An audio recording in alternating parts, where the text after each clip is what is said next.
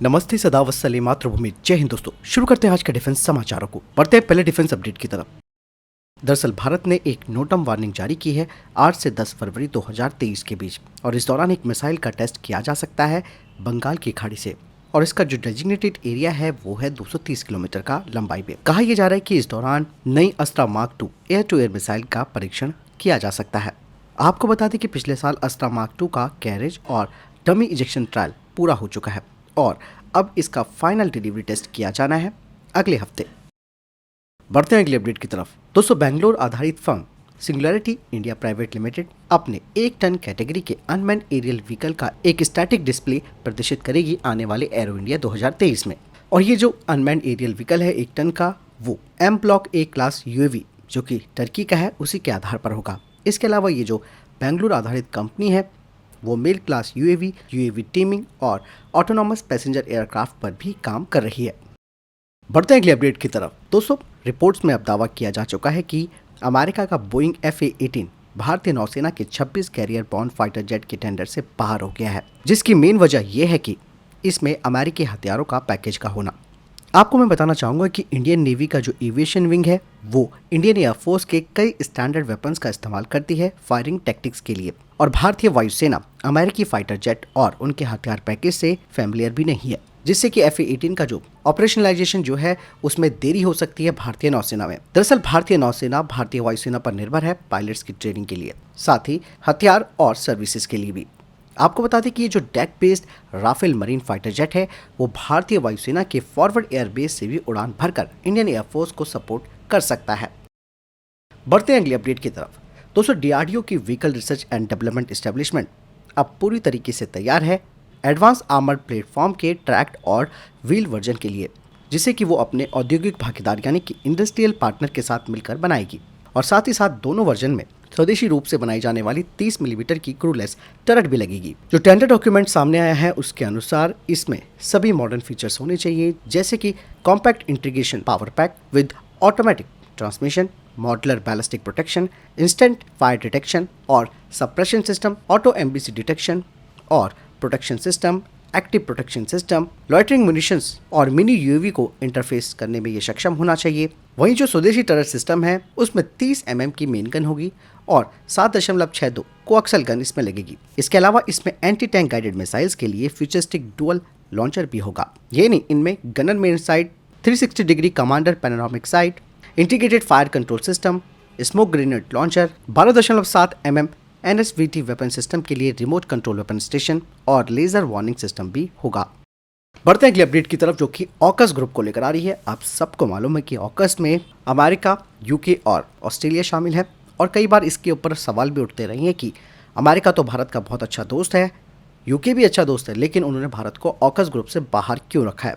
लेकिन अब ये बात UK की समझ में आ गई है। दरअसल UK की तरफ से कहा गया है कि जापान और भारत को ऑकस ग्रुप में शामिल किया जाना चाहिए, ताकि इन दोनों को एडवांस मिलिट्री क्षमता प्रदान की जा सके, खास करके इंडो पैसिफिक में सुरक्षा और स्टेबिलिटी प्रदान करने के लिए। अगर भारत ऑकस ग्रुप में शामिल हो जाता है तो भारत को भी न्यूक्लियर सबमरीन प्रोग्राम में शामिल किया जा सकता है, क्योंकि भारत अभी तक रशिया पर निर्भर है अपनी न्यूक्लियर सबमरीन के लिए। वहीं फ्रांस जो है वो भारत को केवल नॉन न्यूक्लियर कंपोनेंट्स सप्लाई करेगा भारत की न्यूक्लियर सबमरीन प्रोग्राम में। हालांकि दोस्तों, ऑकस में भारत और जापान का आना वाकई में एक गेम चेंजर भी हो सकता है। दरअसल इससे भारत को ऑस्ट्रेलिया और जापान की तुलना में SSN को बनाना आसान होगा, क्योंकि हमारे पास ऑस्ट्रेलिया की तुलना में परमाणु पनडुब्बी बनाने और संचालित करने का भी अनुभव है, जबकि ऑस्ट्रेलिया एक भी सिविल न्यूक्लियर पावर प्लांट का भी संचालन नहीं करता है, और भारत को बस पंप जेट प्रपल्जन और 190 मेगावाट रिएक्टर की मदद की जरूरत है। ऐसे में ऑकस ग्रुप में भारत का शामिल होना निश्चित तौर पर एक गेम चेंजर साबित हो सकता है। आप इस बात से कितना सहमत हैं, आप मुझे कमेंट सेक्शन में भी लिखकर जरूर बताइएगा। बढ़ते हैं अगले अपडेट की तरफ। महाराष्ट्र के नासिक में भारतीय सेना ने एक सैन्य अभ्यास तोपची को शुरू किया है। इस तोपची एक्सरसाइज को नासिक के स्कूल ऑफ आर्टिलरी में आयोजित किया गया। दरअसल ये एक वार्षिक मारक क्षमता प्रदर्शन का प्रशिक्षण अभ्यास कहा जाता है। इस दौरान भारतीय सेना ने स्वदेशी रूप से निर्मित हथियार प्रणालियों का अभ्यास किया। इस मौके पर lieutenant general S Harimohan Iyer ने कहा कि हर साल होने वाला यह अभ्यास भारतीय तोपखाने की क्षमता को दिखाता है।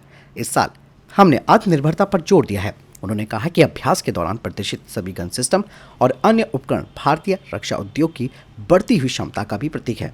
आपको बता दें कि तोपची अभ्यास में प्रदर्शित की गई बंदूकें और अन्य रक्षा प्रणालियां जैसे कि K9 वज्र धनुष प्रणाली M777 तोप प्रणाली को भी भारत में ही असेंबल किया गया है। सेना के अधिकारी की तरफ से कहा गया है कि ये रक्षा उपकरण प्रणालियां दुनिया भर में ऐसी किसी भी प्रणाली के बराबर हैं।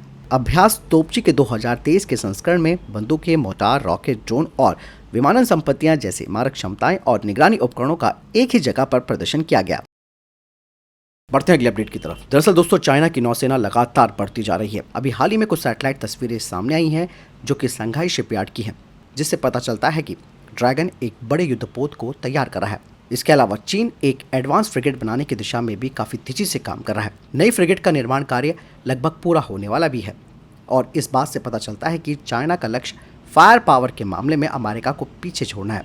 वर्तमान में भले ही चाइना के पास ज्यादा जहाज हो सकते हैं, लेकिन फायर पावर के मामले में चाइना अमेरिकी नौसेना से काफी पीछे है। वहीं कुछ एक्सपर्ट्स का मानना है कि चाइना के द्वारा तैयार किए जाने वाला ये जो जहाज है वो चीन के टाइप 054A फ्रिगेट के समान है, लेकिन ये पूरी तरीके से उसकी तरह नहीं है। दरअसल ये जो नया जहाज है जो बन रहा है वो 054 फ्रिगेट की तुलना में लंबा और चौड़ा भी है। यही नहीं, इसके अलावा ये भी कहा जा रहा है कि हो सकता है कि चाइना की नौसेना का ये एक उन्नत युद्धपोत हो। दरअसल रिपोर्ट्स कहती हैं कि चाइना की योजना 2030 तक कम से कम 4 एयरक्राफ्ट कैरियर स्ट्राइक ग्रुप बनाने की है, ताकि अमेरिका के बाद दुनिया की सबसे बड़ी नौसेना वो बन सके। और चाइना टाइप 54B फ्रिगेट के इस्तेमाल का दावा करता रहा है। इसके साथ ही 052 और 055 डिस्ट्रॉयर को अपने विमान वाहकों को एस्कॉर्ट करने के लिए भी वो तैनात कर रहा है। चाइना के पास वर्तमान में 2 विमान वाहक पोत हैं, जिसमें कि शेंडोंग और लियोनिंग है। 2022 में उसने अपना तीसरा सबसे उन्नत विमान वाहक पोत फुजियान को भी लॉन्च किया है, जो कि अभी टेस्टिंग की प्रक्रिया में है। बढ़ते अगली अपडेट की तरफ। दरअसल दोस्तों, अमेरिका ने हाल ही में यूक्रेन को अपने अब्राहम टैंकों से लैस करने का भी ऐलान किया है और अमेरिका के इस फैसले की तारीफ कई पश्चिमी देशों ने की है। ऐसे में दोस्तों, यूक्रेन को अब्राहम टैंक दिए जाने से ताइवान की टेंशन भी बढ़ गई है। दरअसल ताइवान को चाइना का खतरा सता रहा है और इसी बात को लेकर 2019 में ही ताइवान ने अमेरिका को M1A2 अब्राहम टैंकों का ऑर्डर दिया था, लेकिन अभी तक ताइवान को इसके पूरे ऑर्डर की सप्लाई नहीं हो पाई है। और जब तक यूक्रेन के टैंकों के ऑर्डर पूरे नहीं हो जाते, तब तक ताइवान को नए टैंकों का इंतजार करना पड़ सकता है। ताइवान के डिफेंस मिनिस्ट्री के अनुसार 2024 में 38 टैंक और 2025 में 42 और 2026 में उन्हें 28 टैंक वितरित किए जाएंगे। इससे ताइवानी सेना की जो लड़ाकू क्षमता है वो काफी बढ़ जाएगी। बढ़ते हैं अगले अपडेट की तरफ। दोस्तों, बोइंग अब अपने आंतरिक फंड से एक स्टेल्थी ट्रांसपोर्ट एयरक्राफ्ट कॉन्सेप्ट पर अध्ययन करेगा, जिसका लोअर फ्यूजलाज इनलेट और लो ऑब्जर्वर एग्जॉस्ट होगा और ये भविष्य में C-130J क्लास ट्रांसपोर्ट एयरक्राफ्ट की जगह लेगा। स्टेल्थी ट्रांसपोर्ट एयरक्राफ्ट में 20 टन का मैक्सिमम टेक ऑफ वेट होगा और ये फॉरवर्ड पोजीशन में कॉम्बैट जोन में रीइंफोर्स कर सकता है। इसके अलावा बोइंग नेक्स्ट जनरेशन के मिड एयर रिफ्यूलर को भी तैयार करेगा इसी प्लेटफॉर्म के आधार पर। बढ़ते हैं अगले अपडेट की तरफ, जो कि इसरो से आ रही है।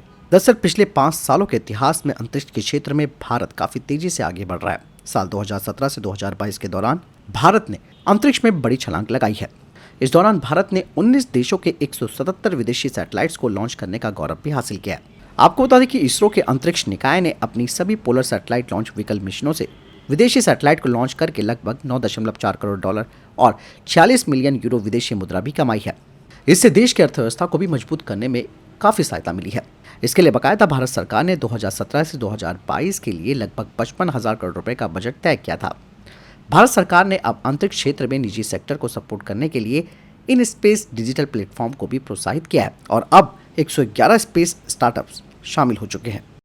बढ़ते हैं अगले अपडेट की तरफ, जो कि चाइना को लेकर आ रही है। दोस्तों, लगातार चाइना छोटे छोटे देशों के साथ सुरक्षा समझौते कर रहा है और चाइना का मकसद साफ है कि ताकि चाइना इन देशों में अपनी पैठ को मजबूत कर सके और यहाँ पर इसका इस्तेमाल मिलिट्री बेस के रूप में कर सके। इस चाल के बारे में खुद अमेरिका, ब्रिटेन और ऑस्ट्रेलिया जैसे देश पूरी तरीके से दुनिया को भी सतर्क कर चुके हैं। लेकिन अब एक छोटी आबादी वाले देश ने चाइना को आईना दिखाया। 9 लाख की आबादी वाला छोटा देश फिजी, उन्होंने अब चीन से सुरक्षा समझौतों को रद्द कर दिया है। फिजी के प्रधानमंत्री ने कहा कि फिजी पुलिस फोर्स की सहायता के लिए हमें चीन के सरकारी सुरक्षा कर्मियों की जरूरत नहीं है। दरअसल 2011 में चीन और फिजी ने सुरक्षा समझौते को लेकर एक MOU पर साइन किए थे। इसके बाद 2021 में चीन ने फिजी में एक चीनी पुलिस संपर्क अधिकारी को तैनात किया था और इसके बाद चीनी पुलिस अधिकारियों को 3 से 6 महीने के लिए अटैचमेंट प्रोग्राम के तहत फिजी में तैनात किया था। 2021 में चीन ने फिजी में एक चीनी पुलिस लाइजनिक ऑफिसर को भी नियुक्त किया। इस नियुक्ति को दोनों देशों के रक्षा समझौते में एक मील का पत्थर देखा गया था। हालांकि फिजी के नागरिकों ने इस बात का विरोध भी किया था।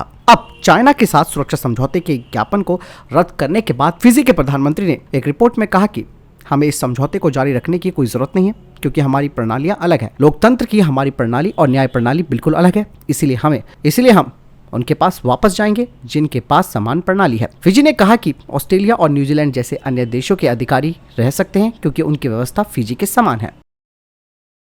तो ये थे अभी तक के टॉप डिफेंस अपडेट्स। वीडियो के संबंध में कोई प्रश्न जवाब या आपको कोई सवाल है कमेंट सेक्शन में लिखकर जरूर पूछ सकते हैं। मिलता हूं नए वीडियो के साथ। चैनल जरूर सब्सक्राइब कीजिएगा। जय हिंद, वंदे मातरम।